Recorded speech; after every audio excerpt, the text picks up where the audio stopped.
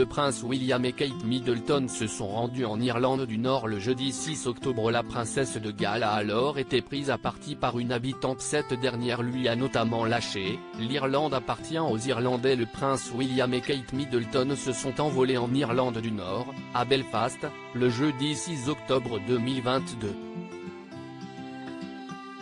Mais alors que la princesse de Galles est en train de serrer la main à une habitante, cette dernière lui lance « Ravi de vous rencontrer, mais ce serait mieux si c'était quand vous étiez dans votre propre pays ».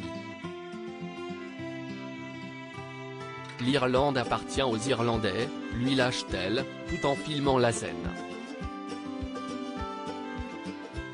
Devant cette attaque, Kate Middleton a préféré rester calme, prenant plutôt cette remarque à la rigolade. Mais cette remarque montre bien à quel point de plus en plus de Britanniques remettent en question le pouvoir de la famille royale.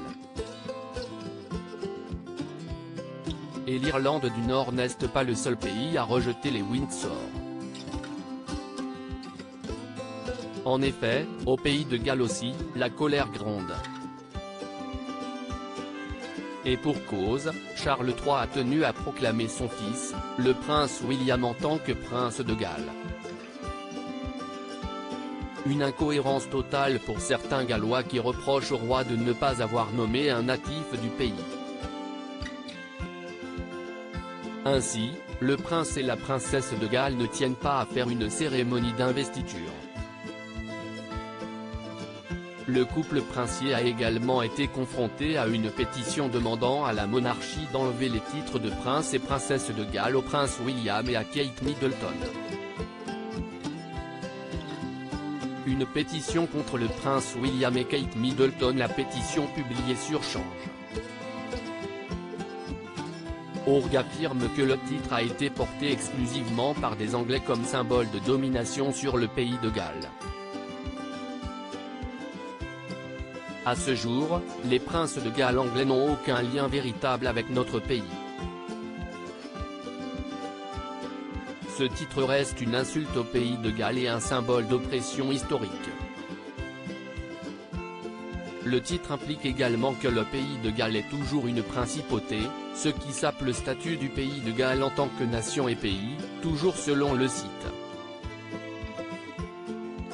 En outre, le titre n'a absolument aucun rôle constitutionnel pour le pays de Galles, qui est désormais un pays décentralisé doté d'un parlement national, peut-on toujours lire sur Change. Org. Charles III. Déjà dans le viseur des Gallois, des dizaines de milliers de personnes ont ainsi signé la pétition. Et cette fronde ne date pas du. En effet, déjà lors de l'investiture du roi Charles III, en tant que prince de Galles, des nationalistes avaient même tenté de poser une bombe sur la voie ferrée empruntée par Charles.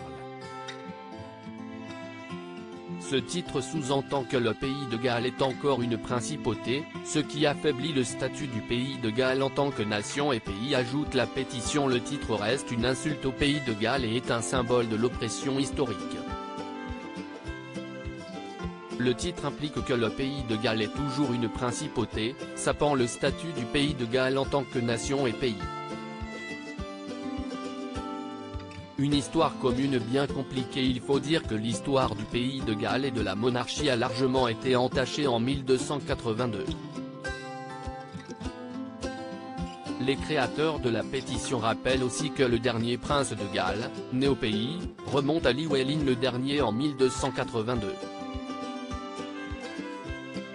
Ce dernier avait d'ailleurs été tué par les soldats anglais et sa tête a ensuite été promenée dans les rues de Londres et placée sur une pointe de la tour de Londres. Il va falloir donc beaucoup de patience à Kate Middleton et au prince William pour pouvoir conquérir le cœur des Gallois, tout comme celui des Irlandais.